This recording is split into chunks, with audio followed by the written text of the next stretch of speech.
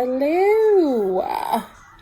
It is 4:10 in the morning, and I wanted to go ahead and record this before I get too sleepy that I don't end up doing it. And I like to do these book reviews when my hair is down.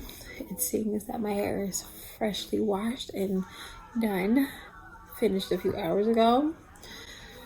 Perfect time to do this book review. It is June 4th, I think. No, June 4th. And if I'm not looking directly, it's because I'm on my iPad, because my card is in my iMac.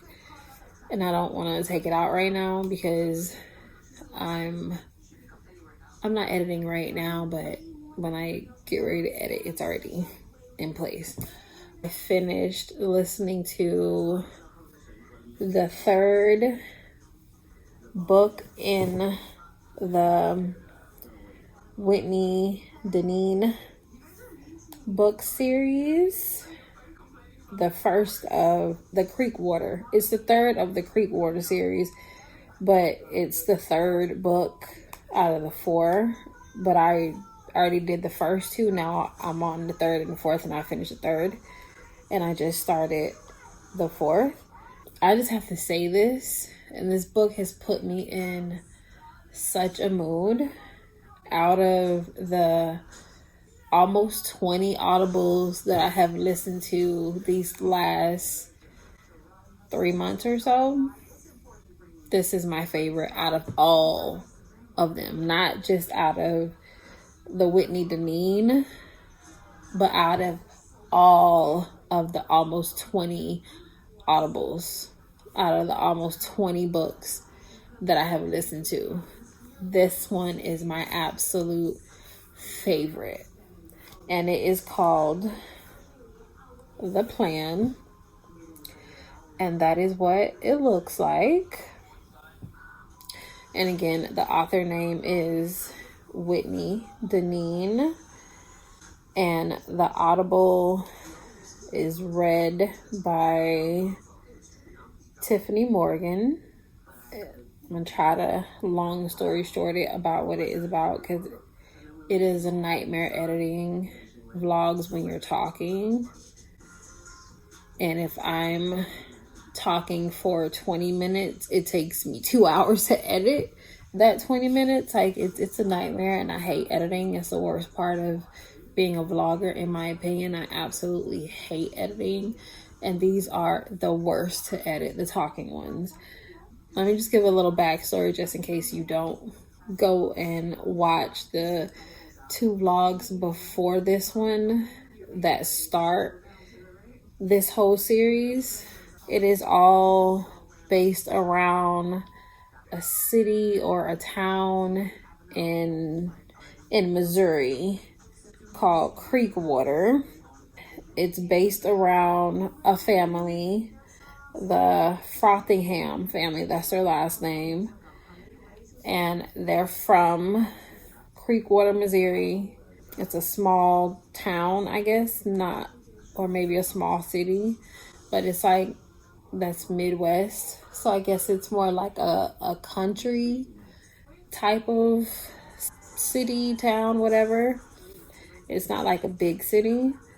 So in this one, Amelia Frothingham, she is the cousin of the main characters from the first 2 books of the series. She has never lived out of Creekwater. She's barely traveled outside of Creekwater. I learned in this one, well, this one is about her. The other 2 were about 2 different ladies. She has really bad anxiety.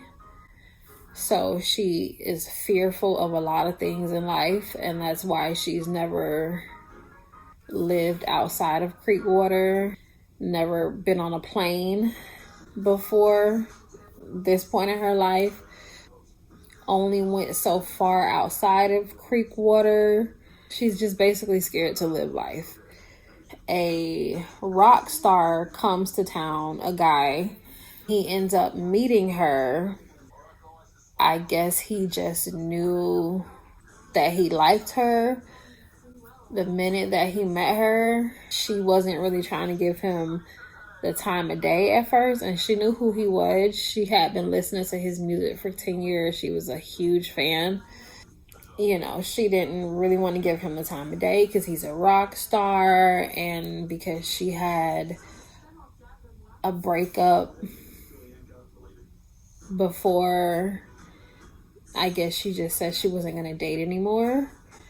But like, he was really trying so hard to get her attention. He was saying all the right things. Like, he was just trying really hard. And I'm a hopeless romantic. I love love. I probably would have fell for the shit he was saying. He has a little girl. I think she is 11. She's a very smart little girl. Very grown little girl to be 11. Her mom is not in her life. Her mom didn't want her. Like, he had a one-night stand with a fan and she got pregnant. She didn't want the baby, but he talked her into continuing with the pregnancy, and then she would just sign over her rights to him, and he would just basically pay her off the rest of her life. But she ended up getting addicted to drugs, and she died of a drug overdose. So she never had a mom, so it's just, you know, him and his daughter. And at first, the book didn't say why he came to town, to Creekwater, because he lives in California. At first, it didn't say why he came. I would say maybe about halfway through, it finally said that he came to find his mom because his mom gave him up for adoption, the rock star, and had the record sealed. But because he's rich, he was able to find out who his mom was and where she lived. And his mom is, her name is Cootie. I don't know if it has her last name. Let me see. I can't remember what her last name is, and it doesn't say it. But her first name is Cootie, and she doesn't really get along with a lot of people. She's really nasty, and I talked about her in my last book review of this series. She is a racist and just says ignorant shit. She's his mom. He came to town to meet her, even though she didn't want him. When she got pregnant with him, she was really young, and I guess she wasn't ready to have a kid then. So she gave him up for adoption and had the record sealed so that he would never be able to find her. But, you know, money talks. So he's rich, so he was able to find out who his mom is and where she lives. So him and his daughter came to Creekwater for that reason. Amelia, Cootie's daughter, the baby she had years later, they sided up where the rock star, his name is Huck, met up with his birth mom, and she wanted nothing to do with him, and he had his daughter with her. She wanted nothing to do with him. I think he was going to kind of leave it there, but she ended up getting in a car accident, Cootie, and they didn't know if she was going to make it or not. She had brain injury. At this point, Huck and Amelia had started dating. She had went to Chicago with him. They drove because, like I said, she has anxiety, so she had never flown. He was going to do a show with his best friend in Chicago. Amelia went with him. They drove. And that's when Amelia got the news that Cootie was in the accident. So they flew back. Mind you, like I said, Amelia has anxiety. She's never flown. He had to talk her into getting on the plane. At this point, they didn't know if Cootie was going to live. They didn't know what her injuries were. They didn't find that out until the next day when they got to the hospital. and the doctor told them she had a brain injury, she broke some ribs, and just all kinds of stuff. And, you know, I told y'all she's really nasty, but because she had a brain injury, it was a chance if she woke up, that she may be different, because, you know, brain injuries, they control, you know, your brain controls everything. So you have a brain injury, you may be a different type of person. So she woke up and she ended up being completely nice, and she welcomed her son and her granddaughter. So long story short, Amelia and Huck fell in love, and by the end of the book, he asked her to marry him. And him and his daughter have a house in France. And he had asked Amelia halfway through, once they decided to date, to go with him to France, because him and his daughter were supposed to be going that summer. And at first, she kept saying no, no, no, no, no, because she's not getting on a plane. But once they fell in love and she started going to therapy, Amelia, and he had already got her to conquer her fears and her anxiety to a certain point of driving to Chicago and driving further than she had ever drove before they went to Chicago, and then getting on the plane to leave Chicago and go back to Creekwater after Cootie's accident. She was okay to finally go to France with them that summer. So that's kind of the gist of that book. Rockstar came to town to find his mom, and he ended up falling in love with Amelia. She tried to deny him, but she couldn't. His mom ended up being the worst person in the town, and she almost died, and she had a brain injury, and then it changed how she was.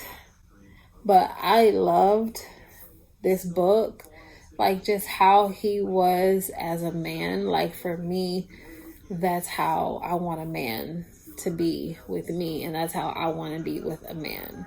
Like I said, I'm a hopeless romantic, and I love love, and I love romance.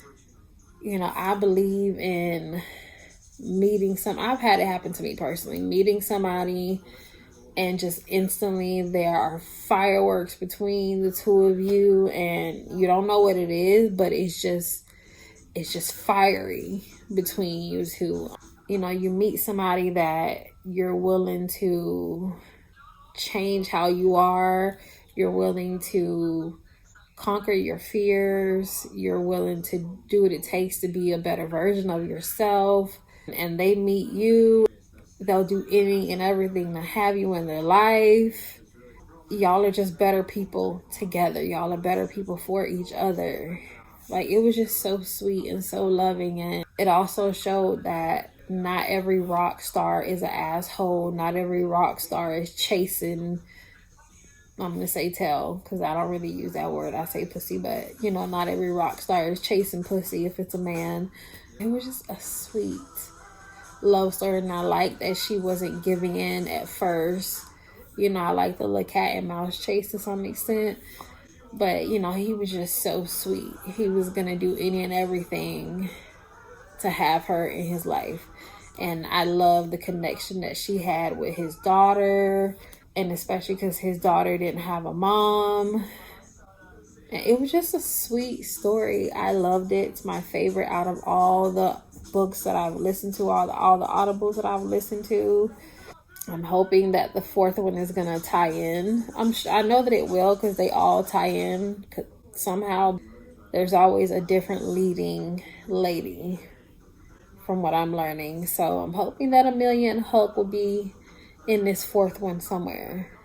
But again, this one is called The Plan.